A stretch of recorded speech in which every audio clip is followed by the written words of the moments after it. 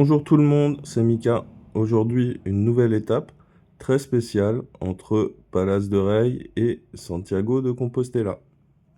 C'est l'étape qui me permet d'atteindre mon objectif, mais je pense que c'est trop tôt pour faire le bilan puisque je ne réalise pas encore ce qui est en train de se passer. On va donc simplement, comme tous les jours, parler uniquement de l'étape. Et plus tard, on fera un retour d'expérience dans une autre vidéo. La photo que l'on voit ici, je l'ai prise en partant de Palas de Rey. Il faisait 9 degrés avec beaucoup de pluie. Les conditions étaient donc parfaites pour entamer une étape de 70 km. J'ai commencé en suivant le tracé de la piste Eurovélo qui se confond partiellement avec le chemin de Compostelle piéton. Je me suis retrouvé dans une succession de montées et de descentes très raides. Et je me suis vraiment demandé comment est-ce que j'allais faire si ça continuait comme ça sur la longueur de l'étape. Au bout d'une dizaine de kilomètres, je suis tombé sur une auberge qui avait un jardin que j'ai trouvé absolument magnifique, dont je vous partage la photo. Juste après celle-ci, le chemin s'est mis à longer une nationale qui allait directement à Santiago. Je me suis donc mis sur la route. Il y a deux choses dont on ne se rend pas compte sur les photos. La première, c'est qu'il y avait beaucoup de trafic routier.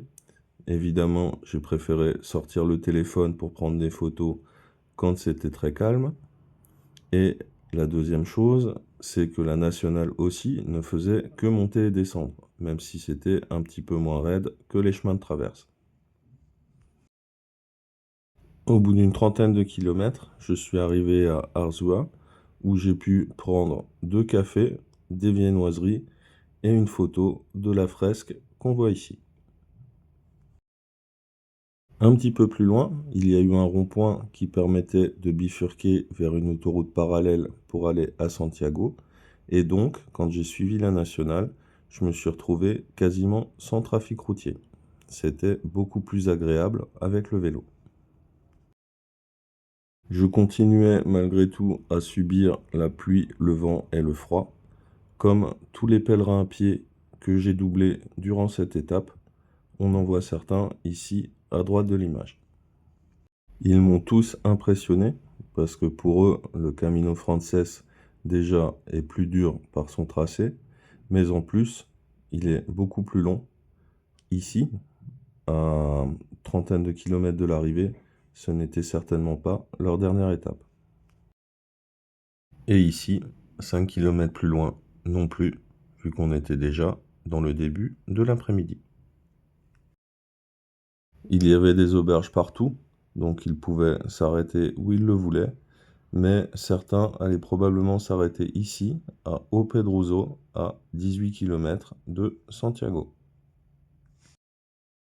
La fin de l'étape n'allait pas être de tout repos, puisqu'il fallait d'abord longer l'autoroute par le chemin de service, comme on le voit ici, pour ensuite prendre le Camino Frances piéton et rejoindre la ville.